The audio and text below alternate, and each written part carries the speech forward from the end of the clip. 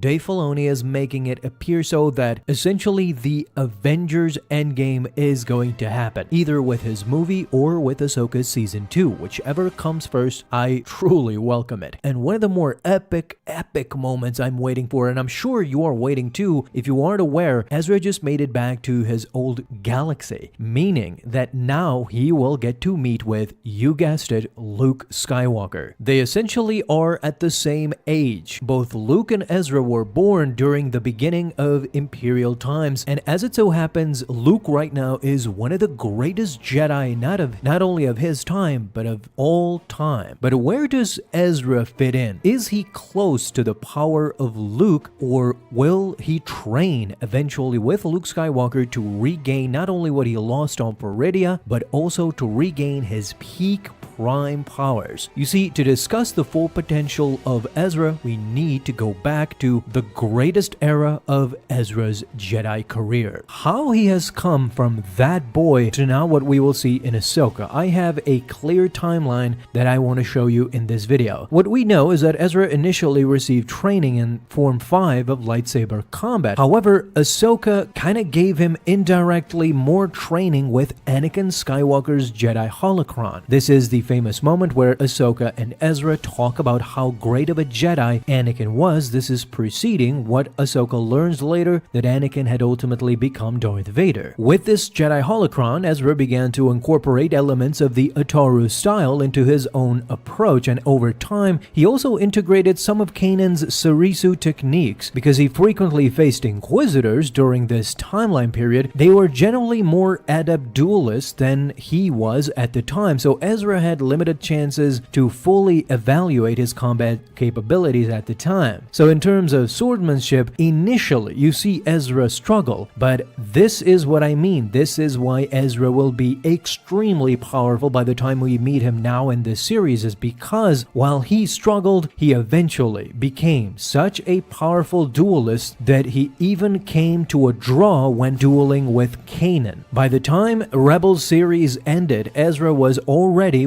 a great Jedi. And I believe that even though he wasn't trained in the Jedi Order properly and he didn't pass the Jedi trials, similar to Luke, he has gone through trial by fire. There is a lot more parallels from Ezra to Luke. You can see what Luke becomes in Return of the Jedi and past Return of the Jedi, so the same can very well be said about Ezra too. Keep this in mind. When talking about Ezra, always refer to Luke, who went through his Jedi training a very similar way. You see, from his early days, Ezra Bridger demonstrated an uncanny and innate connection to the Force, and even before formal training, he showcased his abilities that exceeded normal reflexes and foresight. Similar capabilities that Qui-Gon Jinn attributed to Anakin when he first met him. Ezra could sense other Force beings like Kanan Jarrus and perceive hidden objects such as holocrons, and without much Jedi training. Upon beginning his training with Kanan Jarrus, Ezra's abilities flourished in an extraordinary pace, as we can see in the Rebels series, which was even surprising to Kanan. This is doubly interesting when you consider the fact that Kanan hadn't completed his Jedi training either. With only a handful of months, Ezra grasped fundamental Force concepts that many younglings take years to understand. This is what I mean with trial by fire. By the time the Rebel series concluded, Ezra had reached a skill level that could be compared to that of a Jedi Knight that had passed his Jedi trials. Now we come to the more darker side. You see, with such power comes great responsibility, and key figures in Star Wars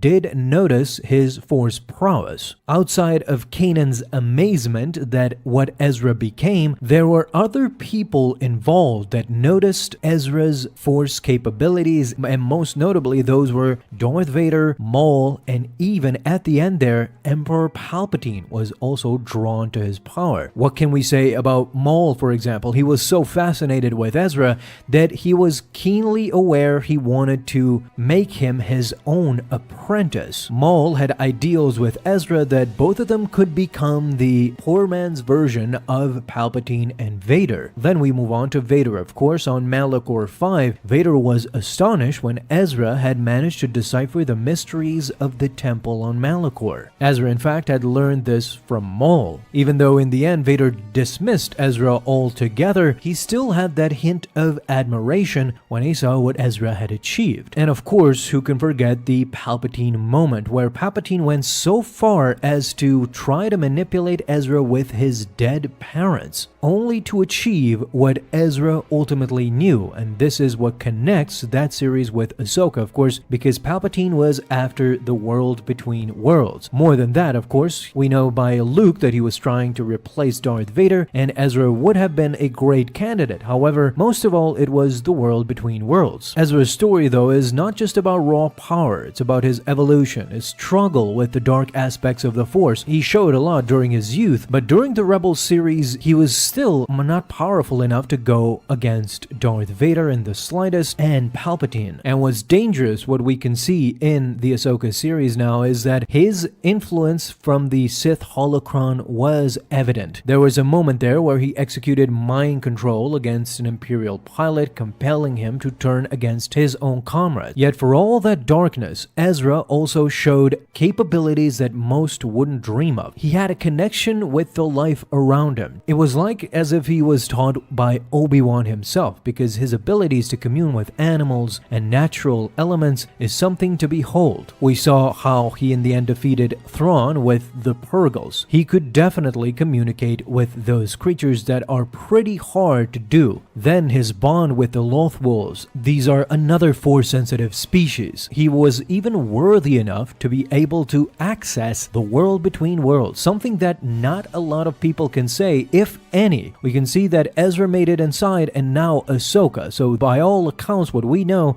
these are the only two people that had achieved this feat during their lives. I'm not talking about Anakin after death. Now, this is what I mean by Luke and Ezra's parallels, because similar to Luke in A New Hope, Ezra started as an impulsive and unfocused young man. However, after going through a couple of masters in Kanan Jarrus and then Ahsoka Tano, he ultimately became that man. He ultimately became that grown-up. Through failure, through hardship, and through training, he came to be known similar to what Luke was in Return of the Jedi, a fully focused Jedi Knight. If we grab that same parallel by what we see from Luke, Mandalorian Season 2 finale, in the Book of Boba Fett, and some stories in the comics, then Luke became super powerful. And a very good parallel can be drawn to Ezra as well. How he will become much more powerful, and what we will see in Ahsoka is essentially the thematic series itself and its message. We've been making countless videos talking about what is the theme of Ahsoka and what Dave Filoni is trying to tell us. You see, many are speculating that Ezra might have fallen to the dark side and Ezra might be a great Jedi, but I think Ezra is just one of those Force users